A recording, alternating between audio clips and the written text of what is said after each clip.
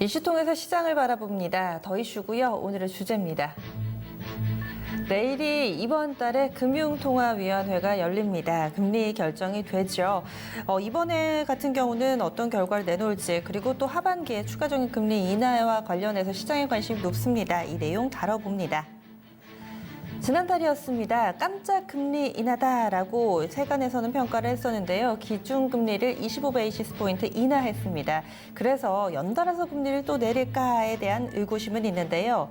일단 증권가에서는 이번 달에는 금리가 동결될 것이다 라는데 조금 더 의견이 모아지고 있습니다. 그리고 그렇다면 이번에 동결하고 하반기 언제 할까? 증권가에서 대체적으로는 한 10월쯤으로 의견이 모아지고 있고요. 그렇다고 동일한 의견이 나오는 것만은 아닙니다. 일부에서는 이번 달의 금리를 선제적으로 또다시 인하할 수도 있다. 그만큼 경제 상황이 좋지 못하다라는 소수 의견이 나오기도 합니다.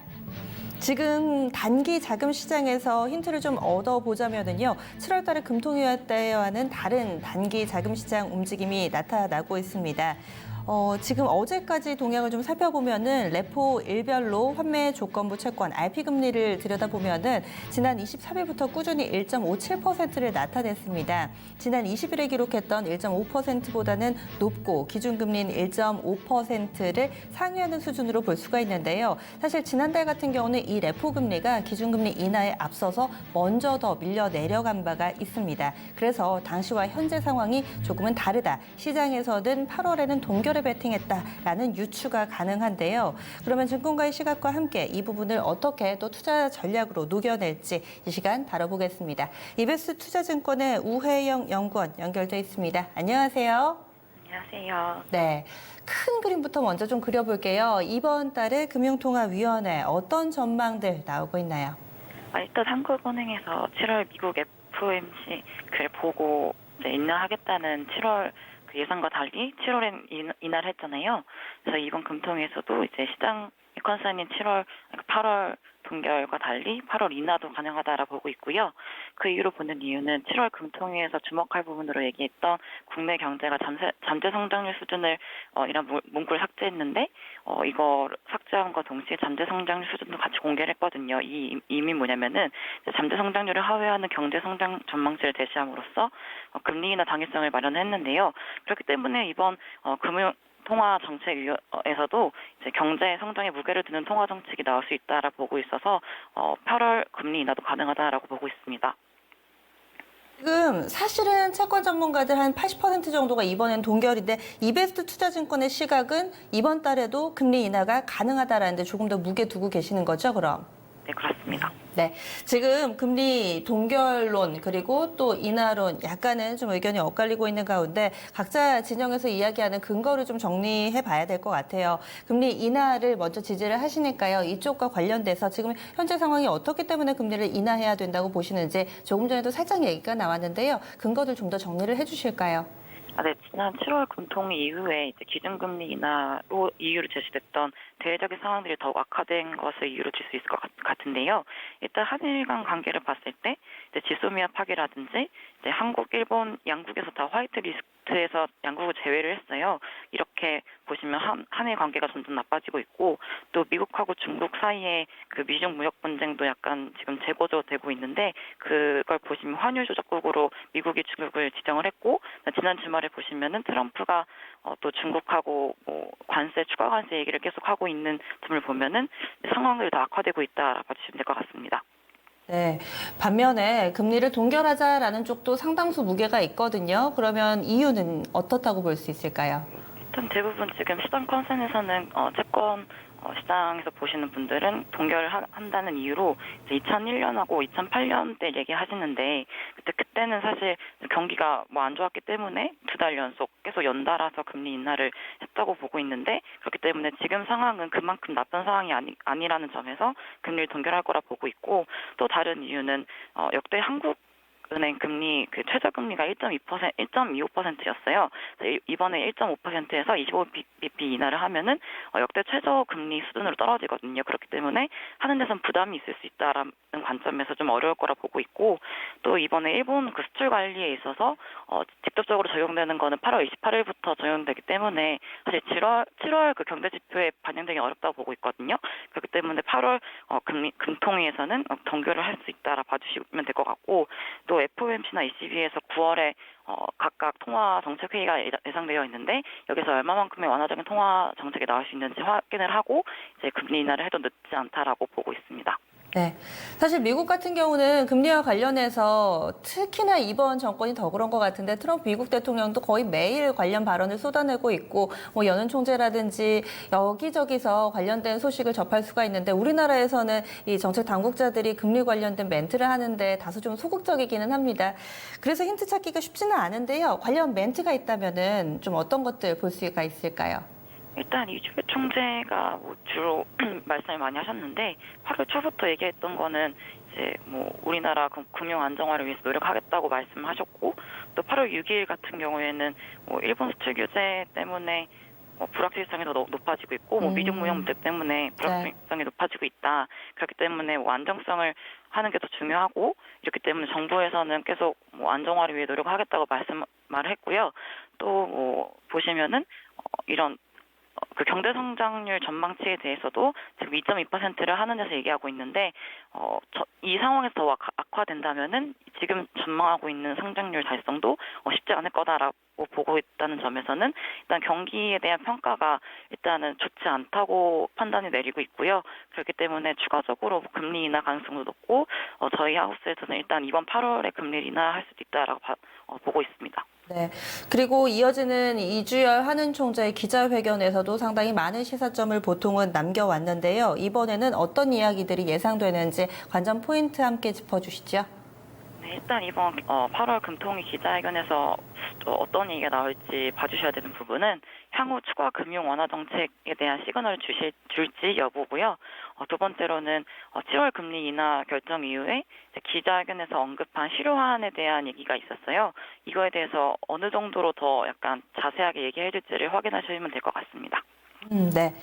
지금 뭐 이달의 금리 인하에 조금 더 비중을 두고 이베스트 투자증권에서는 대응 전략을 세워주시는 것 같은데, 그러면은 말씀해 주셨던 것처럼 역대 최저가 1.25%였잖아요. 한 차례 더 내리면은 이제 역대 최저 수준이고, 그렇다면은 올해 이제 추가적인 금리 인하는 없다고 보시는지, 아니면은 최저 수준, 역대 최저 수준보다 더 내려간 1%까지 좀 열어놓고 전략 세우고 계신지 이 내용도 좀 봐주시죠. 네, 일단 말씀하셨다시피 8월 금통위에서 25bp를 인하를 하고 저희는 또 연내 1월 추가 금리 인하까지 예상을 하고 있습니다. 근데 그 시점을 10월이라고 판단을 하고 있고요. 그 이후로는 또 지금 미국이나 유로존, 일본 이런 주요 국가들 통화 정책 스탠스가 굉장히 완화적으로 가고 있고, 그뿐 아니라 인도네시아라든지 인도, 그리고 태국 같은 이머징 국가에서도 꾸준히 기준금리를 인하하고 있거든요. 그렇기 때문에 글로벌적으로도 완화 정책을 계속 유지하고 있다는 점에서 한국도 같이 완화적인 스탠스를 가져가지 않을까라 보고 있고요. 또 뭐 독일 같은 경우에도 뭐 유럽의 경제 주요한 국가인데 이제 경기 둔화 우려에 따른 재정 지출 확대 가능성을 열어놓고 있어요. 그렇기 때문에 이제 글로벌적으로도 이런 완화적인 통화 정책과 완화적인 재정 정책도 같이 갈 수 있다는 그런 스탠스에서 저희는 추가적으로 금리 인하가 가능하다라고 보고 있습니다. 네, 알겠습니다. 오늘 자세한 말씀 고맙습니다. 네, 감사합니다. 네. 국내 증권사만 하더라도 10곳이 넘습니다. 이렇게 많은 증권사들 의견이 다 모아지지는 않죠. 지금 저희가 연결해본 이베스트 투자증권 같은 경우는 우리 정부가 적극적으로 경기 방어를 펼칠 것이라는데 지금 기대를 걸고 있는 상황입니다. 그래서 통화정책상으로도 이번에 8월 달에도 인하 가능성이 있고 또 추가적으로 10월 달까지 인하한다면은 역대 이 기준금리 최저치가 조금 더 낮아진 1% 수준까지 열어두고 있는 상황인데요. 그렇다면은 이 부분들 다른 증권사 또 어떻게 또 의견이 나오고 있는지 앞으로의 금리 전망, 투자 전략까지 알아보겠습니다. 토마토 투자클럽의 한기수 전문가입니다. 안녕하세요. 네. 지금 저희가 이번 달에도 인하할 수 있다라는 쪽의 의견을 들어봤어요. 증권가에서도 의견이 좀 골고루 엇갈립니다. 뭐 동결 전망이 많기는 한데 향후의 전망에 대해서도 뭐 10월이다, 11월이다 의견이 많이 다른 것 같은데요. 좀 정리를 해주세요. 대체적인 이제 증권사들의 우리나라 이제 금리 전망은 일단 인하 쪽으로 방향은 잡습니다. 전체로 인하 쪽인데 그 인하를 8월 달에 하느냐 내지는 또 10월 달에 하느냐 이제 그 시점의 차이가 좀 많이 시각적으로 펼쳐지고 있는 상태고 또 뭐 8월 달에 하고 또 10월 달에 하느냐 아니면 8월 달에 안 하고 10월 달에만 하느냐 내지는 8월 달에만 하고 10월 달에 또 안 하느냐 또 이런 시각들도 좀 많이 좀 엇갈리고 있습니다. 하지만 전체적인 흐름은 금리 인하 쪽으로 포커스가 좀 많이 맞춰져 있는데요. 증권사별로 하나씩 좀 보게 되면 이제 KB증권에서는 일단 기준금리 8월 달 동결을 일단 예상을 좀 하고 있는 상태입니다. 네. 그 이유는 대체적으로 이제 과거 이제 2001년 IT버블이라든가 또 2008년에 이제 금융위기처럼 전체적인 한국 경제 내지는 한국 증시 자체가 굉장히 급격하게 안 좋은 그러니까 하방 흐름이 확연하게 나타난 그런 상태에서는 연속해서 이제 그 금리를 인하하는 경우가 좀 있었습니다. 그러니까 그런 경우 그런 상황은 지금은 아니다. 그런 상황은 지금은 아니기 때문에 금리를 곧바로 뭐 8월 달에 7월 달에 하고 뭐 8월 달에 곧바로 인하할 가능성은 높지 않다. 그리고 7월 달에 금리 인하를 단행했기 때문에 그 효과가 어떻게 나올지를 좀 확인을 하고 정책을 펼칠 가능성이 높다라는 그런 시각 때문에 8월 달은 일단 금리 동결 쪽으로 시장을 좀 그 금리 전망을 예측을 하고 있는 그런 모습이고요.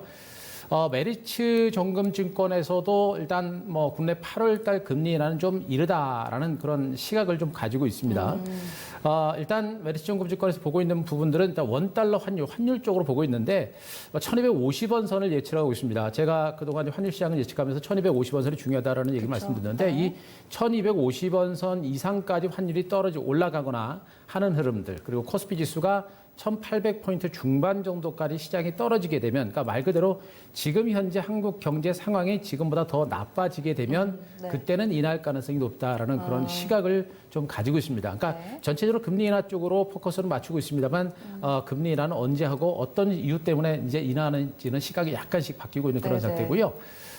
그리고 IBK투자증권하고 북구증권 아까도 보셨습니다만 일단 10월 달 금리 인하를 좀 전망을 하는 시각이 조금 많습니다. 일단 7월 달에 일단 선제적으로 금리 인하를 단행을 했기 때문에 8월 금리 인하 기대감들은 그렇게 썩 높지 않다. 그런 시각이 좀 있습니다. 그러니까 이 얘기는 그래도 8월 달에도 금리 인하하지 않을까라는 기대감이 있습니다. 확률적으로는 8월 달은 높지 않다. 그런 시각이 좀 가지고 있는 상태고요.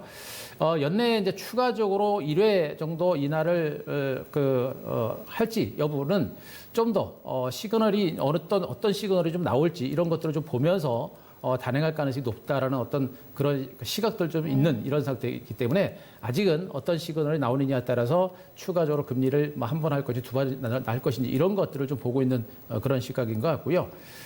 삼성증권도 마찬가지입니다만 대체적으로 삼성증권은 그래도 8월 달에 금리 인하 가능성에 대해서는 약간은 좀 열어놓은 상태입니다.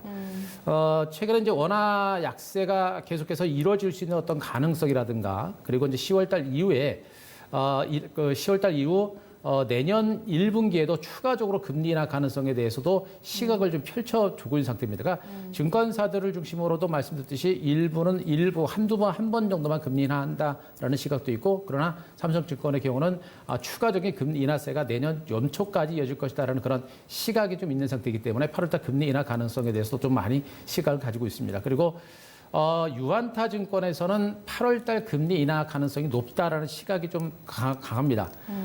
이유는 일단 하는 총재가 상황이 악화돼서 수출이라든가 설비 투자라든가 이런 것들이 더 부진이 심화되게 되면 수정 전망치 달성이 쉽지 않을 것이다라고 발언을 했다라는 부분에 포커스를 맞추고 있는 것 같아요. 그래서 하는 총재의 이런 말 때문에 8월 달 추가적인 금리 인하 가능성이 높아졌다라고 보시면 될 것 같고 전체적으로 그만큼 우리나라 경제 상황 자체를 지금 안 좋게 보고 있는 겁니다. 경제 상황 자체가 안 좋게 보고 있기 때문에 유한타 증권에서는 8월 달에 금리 인하 가능성을 보고 있는 그런 모습이겠죠. 전체적으로 말씀드렸듯이 증권사들의 올해 우리나라 금리 정책은 하방 쪽으로 인하 쪽으로 포커스를 맞추고 있습니다만 8월이냐 9월이냐 그런 차이가 있다는 부분을 보시면 될 것 같습니다. 네. 그러면 이번 금통위 같은 경우는 워낙에 지난주에 깜짝 인하를 해가지고 그때만큼 주목받지는 못하고 있는 상황인 것 같거든요. 어떤 결과가 나오면 시장에 영향을 좀 미칠 수 있다고 보시나요? 이번 7월 달 금리 인하하고 만약에 8월 달에 이제 내일 모레 이제 깜짝 금리 인하를 만약에 발표를 한다라고 한다면은 지난 7월보다는 조금은 더 영향을 좀 크게 주지 않을까, 증권시장에 좀 주지 않을까라는 생각인데. 그때는 사실 깜짝 금리 인하했는데도 시장 그쵸. 반응이 시큰둥했잖아요. 네, 워낙에 지금 주변 여건 자체가 워낙에 안 좋았고 미국과 중국 그다음에 이제 한일 간의 무역 분쟁이라는 너무나 큰 악재 때문에 네. 뭐 금리 인하에도 뭐 거의 뭐 빛을 거의 못 보는 상태였습니다. 지금은 다행스럽게 이제 미국과 중국의 무역 분쟁이라는 부분이 증시에 좀 많이 반영이 됐고 한일 간의 무역 분쟁도 약간 소강 상태이다 보니까 금리가 만약에 인하되게 되면 좀 움직임이 있을 거로 보여지고 있는데 일단은 만약에 금리를 지금 동결할 수 있는 가능성이 좀 높죠. 지금 현재로는 뭐 증권사에서 봤듯이 8월달 금리나 동결 쪽으로 많이 보이고 있는데 시장에서도 그런 가능성들 때문에 지금도 대체로 관망세고 그리고 동결하게 되면 시장은 그렇게 큰 변화는 없을 걸로 일단 예상을 해볼 수 있을 것 같습니다. 중요한 부분은 이제 만약에 이제 8월달 금리 인하를 단행한다라고 한다면 얼마나 큰 역할을 할 것인가라는 건데 역시 이제 제가 보기에는 반등은 잠깐은 나올 수 있을 것 같아요. 그러니까 7월 달은 워낙 상황이 안 좋았고 지금은 주변 여건이 소강 상태이기 때문에 만약에 깜짝 금리 인하를 하게 되면 시장에 잠깐은 반등은 나올 수 있을 거로 보여집니다. 하지만 역시 마찬가지로 반짝 반등으로 그칠 가능성이 높아요. 뭐 이유라고 하는 부분들은 일단 국내 증시가 워낙에 낙폭이 크고요. 그리고 이제 정부의 그 경기 부양 의지가 강하다라는 의미 때문에 잠깐 반등은 나올 수는 있습니다. 하지만 추세 상승이 어려운 부분은 역시 미국과 중국 간의 무역 분쟁이 여전히 심화되는 그런 상태가 계속해서 이어지고 있는 상태고 한일 간의 무역 분쟁도 계속해서 진행되는 주변 여건 자체가 개선되지 않고 있기 때문에 금리 인하를 단행하더라도 반등폭은 크지는 않을 걸로 일단 예상을 좀 해볼 수가 있을 것 같습니다. 그리고 이제 마지막으로 이제 우리가 좀 볼 수 있는 부분들이 일단 그 8월 달에 금리를 동결을 하고 나서 이제 추가적으로 금리 인하를 하겠다라는 이제 그런 한은에 언급이 있을 가능성이 있는 부분이에요. 네. 이런 부분의 경우도 역시 시장에서는 그렇게 큰 영향은 주지는 않을 걸로 보입니다. 뭐 지금 당장 금리 인하하는 것이 아니기 때문에 그렇게 큰 영향을 주지는 않을 걸로 보고 있는데 이런 얘기가 나오게 되면 일단 지수는 뭐 크게 밀리지는 않을 것 같아요. 이제 한국은행에서 금리를 또 추가적으로 인하하겠구나. 이런 그런 그 상황. 그리고 정부의 경기 부양에 대한 의지, 금리 인하를 통해서 경기 부양에 대한 의지 이런 것들이 확인됐기 때문에 최소한 어떤 시장 자체가 이제 지수의 하방 경직은 일단 유지가 될 거로 보여집니다. 그러면서 만약에 정부 차원에서도 이제 금리 인하 얘기를 하면서 또 정부 차원의 어떤 경기 부양 의지라든가 그리고 전반적으로 주변 여건 자체죠. 주변 여건 자체가 좋아지게 되면 그때는 정부의 강력한 금리 인하 의지와 함께 주변 여건이 개선되게 되면 시장이 좀 올라갈 수 있는데 지금으로서는 하방 경직 정도가 유지가 되고 나서 향후 시장의 흐름에 따라서 주변 여건의 움직임에 따라서 추가적으로 금리 인하했을 때 그게 이제 약발, 소위 말하는 약발이 얼마나 강하게 먹힐지는 주변 여건이 어떻게 달라지느냐에 따라서 결정이 될 거로 보고 있기 때문에 일단은 동결 후에 추가 금리 인하 가능성을 언급한다고 하더라도 시장은 하방 경제는 연출되겠습니다만 큰 반등까지는 역시 주변 여건의 흐름에 따라서 달라질 가능성이 높다. 이렇게 보시는 게 좋을 것 같습니다. 네, 여전히 코스피 코스닥 국내 증시가 바닥에서 크게 벗어나고 있지 못하기 때문에 뭔가 이번에는 좀 기분 좋은 변곡점을 만들어줄까 이런 기대들을 하시는데 사실 내일 있을 금통위도 그건 아니다. 이렇게 영향이 제한적일 것이다 보시는 거잖아요. 그러면은 시장에 대해서는 계속 이런 침체 구간을 인정을 하면서 대응 전략을 세워봐야 될지 어떤 전략이세요? 지금 이 구간이 정말 뭐라고 할까요? 소위 말하는 너무나 미세한 그 변화의 흐름에 따라서 시장이 극과 극을 달릴 수 있습니다. 네.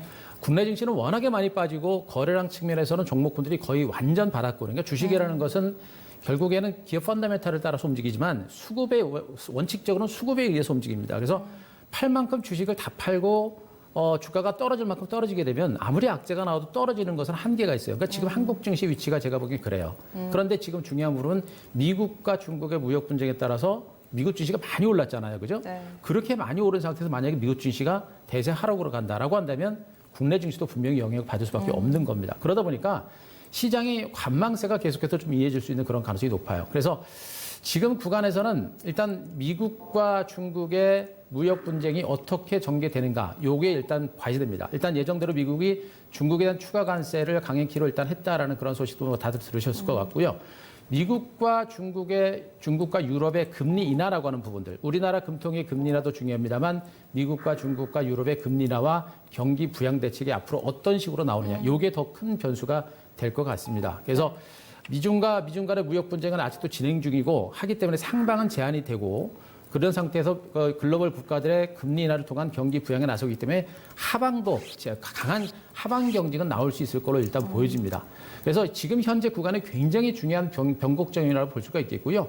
이 변곡점에서 한국 증시도 다소간의 혼조 장세가 계속해서 진행될 수 있는 가능성이 좀 있습니다. 그래서 조금은 지루하고 답답할 수 있는 부분인데 말씀드렸듯이 시장 주변 여건이 좀 안 좋아서 조금 더 밀릴 수는 있어요. 하지만 국내 주식은 워낙에 많이 빠져서 하락하는 부분은 제한적이기 때문에 한국 증시는 우리가 보기엔 너무 무서워하거나 공포스러워할 만한 단계는 일단은 아닌 거로 보입니다. 만약에 1900선이 깨진다고 하더라도 1850선 정도 중반 정도 선에선 거의 대바닥이 나올 수 있는 가능성이 높아서 너무 공포스러워할 필요는 없어요. 다만 말씀드렸듯이 상방이 제약됐기 때문에 주변 여건 자체, 정치적인 이벤트들이 어떻게 변화되느냐에 따라서 시장의 방향이 달라집니다. 근데 이 정치적인 이벤트라고 하는 부분들은 우리가 예측하기가 너무 어렵죠. 이제 우리 트럼프의 속내를 우리가 알 수도 없습니다. 그래서 정치적인 이벤트를 예측하는 것보다는 확인이 좀 필요한데 이 확인은 어떻게 하느냐. 결국엔 미국과 중국의 무역 분쟁이 최소한 더 이상 나빠지지 않는 선 그리고 내년 이후에 이제 트럼프의 재선이 있는데 트럼프가 재선하면서 중국과의 관계를 좀 온화하게 잘 해결하느냐. 이런 분위기만 나오면 증시는 올라갈 수 있는 확률이 굉장히 높습니다. 그런데 그런 상황이 나오지 않은 상태에서 경기 침체가 만약에 심화되게 되면 증시가 더 하락할 수 있는 가능성이 높겠죠. 그래서 가장 중요한 분들은 미국과 중국의 무역 분쟁이 최소한 더 나빠지지 않는 선에서 조금 좋아지게 되면 시장은 반등의 시그널로 보시면 돼요. 그때는 종목에 대해서 적극적으로 매수를 하셔도 된다고 보여집니다. 그래서 현재 구간에서는 일단은 저는 아직까지는 상방으로 올라갈 수 있는 여건들이 그렇게 많지 않기 때문에 일단 저는 일정 비례 현금을 일단 유지를 하시는 게 좋을 거로 보고 있고 그러나 지금 증권시장은 계속 말씀드립니다. 도망가거나 무섭다고 도망가거나 떠나갈 만한 장세는 절대 아니라고 보여져요. 그러니까 워낙에 증시가 많이 밀렸기 때문에 여기서 시장이 올라가게 되면 굉장히 탄력적인 반등이 나올 수 있습니다. 그래서 떠나가거나 도망가거나 그럴 필요 없고 일단 현금을 일단 유지하시되 기회를 잡는데 주력을 하시는 게 좋습니다. 기회를 잡는 시그널을 아까 말씀드렸죠. 미국과 중국의 무역 분쟁이 좀 소강 상태를 보이고 조금 더 좋아지는 이런 흐름이 나올 때 그때가 매수가 될 수 있는 부분이니까 그런 관점으로 시장을 보시면 될 것 같습니다. 네, 고맙습니다.